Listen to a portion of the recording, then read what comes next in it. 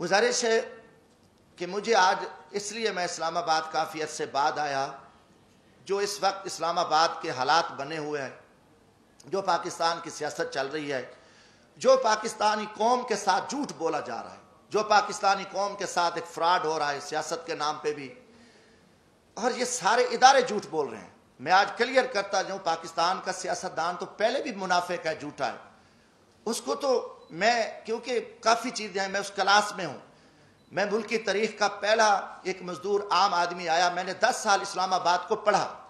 میں نے ماشاءاللہ اپنے جرنیلوں کو بھی پڑھا، میں نے اپنی جوڈیشری کو بھی پڑھا، میں نے سیاستدانوں کو بھی پڑھا، میں نے اسلام آباد کو بھی پڑھا، مگر میں اس نتیجے پہ پہنچا کہ پاکستان کا جو سیاستدان ہے جھوٹا ہے، فراڈی ہے، مکاری ہے، منافق ہے، مداری ہے، اس کا کوئی سروکار نہیں ہے، وہ صرف اپنے اقتدار کی حوث کے لیے وہ کچھ کرتا رہے۔ پھر اس کے ساتھ ساتھ ہمارے جو جوڈیشری ادارے ہیں یہ بھی ٹوٹل جھوٹ اور فراڈ پہ مبنی ہے، انہوں نے بھی کوئی قوم کو کچھ نہیں دیا، یہ سارا ایک جھوٹا نظام چل رہا ہے، اور پاکستانی قوم کو 75 سال سے میں کہوں گا کہ انہوں نے اندھیرے میں رکھا ہے، اور نہ یہاں قانون ہے، یہاں نہ کوئی آئین ہے، نہ کوئی نظام ہے۔ جیسے ایک جنگل میں طاقتور جانور کمزور کو کاٹتا ہے اور یہ سلسلہ چلتا رہتا ہے ایک جنگل کا، پاکستان میں بھی ایک جنگل کا نظام ہے۔ ہاں 73 کا آئین بنا، 73 کے آئین میں کافی سارا کام ہوا، مگر جب ذوالفقار علی بھٹو کو پھانسی دی گئی تو اسی وقت اسی آئین کو بھی پھانسی دے دی گئی، کوئی تھوڑا سا کام ہوا، آگے نہ یہ آئین چل سکا ہے نہ کوئی ہے، یہ طاقت ہے، اور طاقت کے بل بوتے پہ پاکستان چل رہا ہے، جو جس وقت چاہے جس کو اٹھا دے، جس کو مار دے، جس کی حکومت گرا دے، عدالتیں اپنی مرضی کے فیصلے دے دیں، اور آگے جو کمزور ہے وہ تسلیم خم ہے، اس میں اخلاق کی جرت نہیں ہے، اگر کوئی بات کرتا ہے تو اس کو اٹھا لو، اس کو غدار بنا دو، اس کو جیلوں میں ڈال دو، جو کچھ کرو، ایک فارمولہ چل رہا ہے۔ وہ فارمولہ سب سے پہلے اس کائنات میں فرعون کا تھا۔ فرعون بہت بڑا ایک تاریخ کا ظالم اور ایک طاقتور انسان گزرا، جس نے 70,000 جو بچے تھے ان کو ذبح کیا، 6,000 جو عورتیں تھیں عورتیں ان کے حمل گرائے، اور جب وہ غرق ہوا تو 16 لاکھ کا لشکر تھا اس وقت، 16 لاکھ کے لشکر کے سمیت وہ غرق ہوا، اور فرعون کا بھی نظام نہیں چل سکا، اس کا بھی تکبر ٹوٹا۔ آج پاکستان میں بھی ایک فرعونی راج ہے، غنڈہ راج ہے، اور اس غنڈہ گردی کے آگے کسی میں اخلاق کی جرت نہیں ہے۔ حقیقتاً آپ دیکھیں، میڈیا ہمارا، نہ میڈیا آزاد ہے، نہ ہم بحیثیت قوم آزاد ہیں۔ جو ایک دروازے سے اٹھ کے کھڑے ہو کے کہہ دیں ہم سب نے یس کرنا ہے، ہاں جی یہ کرنا ہے۔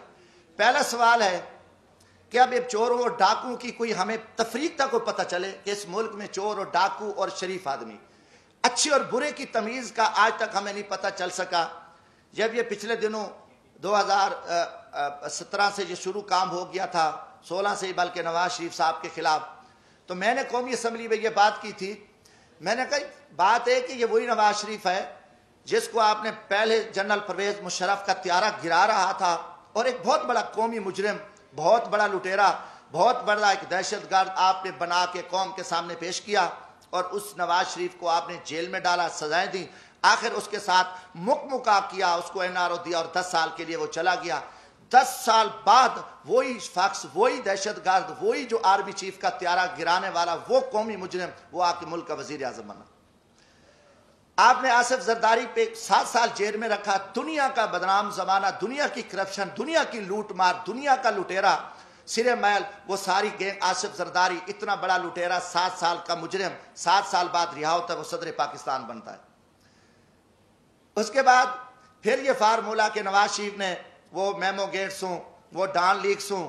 ملک دشمن، اس نے مودی کے ساتھ دوستی لگائی، اس نے افواج پاکستان کے خلاف سازش کی، اس نے جندال کے ساتھ بیٹھ کے افغانستان میں سکریپ کا سودا کیا، راستے میں اس کی گاڑیاں بارڈر پہ پکڑی گئیں، ان کو بڑا کچھ کیا، اور اس کے بھائی کے اوپر شہباز شریف، اس کی بیٹی، ان کے بھتیجے، سب قومی مجرم ڈکلیئر ہوئے، جنہوں نے اساس اداروں کے قومی راز امریکن کو دیے، مودی کو دیے، ان کی نواسی کی شادی میں اس نے شرکت کی، اس کو، اور اربوں کا وہ مجرم ہے۔ اب اس کو آپ پکڑ لیتے ہیں، اچانک وہ مجرم، اس کی سپریم کورٹ بیٹھتی ہے، سزائیں ہو جاتی ہیں، نااہل ہو جاتے ہیں، وہ بیمار ہوتا ہے، اس کو ماضی کی طرح بھگا دیتے ہو۔ اب ان کے پورے وزیر مشیر، آپ دیکھیں کہ شہباز شریف ضمانت پہ، وزیر داخلہ جو رانا ثناء اللہ صاحب ہے، اس کو کس نے پکڑا؟ ANF نے، اینٹی نارکوٹیکس نے، اس کو فوجیوں نے پکڑا، اس کے اوپر 15 کلو ہیروین کی FIR، وہ ضمانت پہ، وہ وزیر داخلہ ہے، یہ سارے پکڑے گئے، مجرم تھے۔ مجرموں کے بعد آپ دیکھیں 3.5 سال بعد یہ سارے مجرم پاک ہو گئے، ساری چیزیں ختم ہو گئی، اچانک مکمکا ہوتا ہے، اچانک سودے بازی ہوتی ہے، اچانک عدم اعتماد آ جاتا ہے، اور وہ سارے چور لٹیرے جو افواج پاکستان کے خلاف گالیاں دینے والے، قومی راز دینے والے، پاکستان کو لوٹنے والے، وہ گینگز آ کے وہ وزیر اعظم بھی بن جاتا ہے، شہباز شریف، اس کی پوری ٹیم بھی آ جاتی ہے، اب نواز شریف بھی پاک ہے۔ یہ قوم کے ساتھ آپ مذاق چھوڑ دو، کم از کم میں پاکستانی ہوں، جمشید دستی کا جینا مرنا یہ ملک ہے، میں مزدور آدمی ہوں، نہ میرے اثاثے ہیں، نہ میری کوئی لوٹ مار ہے، نہ میری کرپشن ہے۔ میں پاکستان کی عزت کے لیے، اس ملک کی بقا کے لیے میں بولوں گا، چاہے وہ کوئی جرنل ہو، فوجی، چاہے وہ عدلیہ کا چیف جسٹس ہو،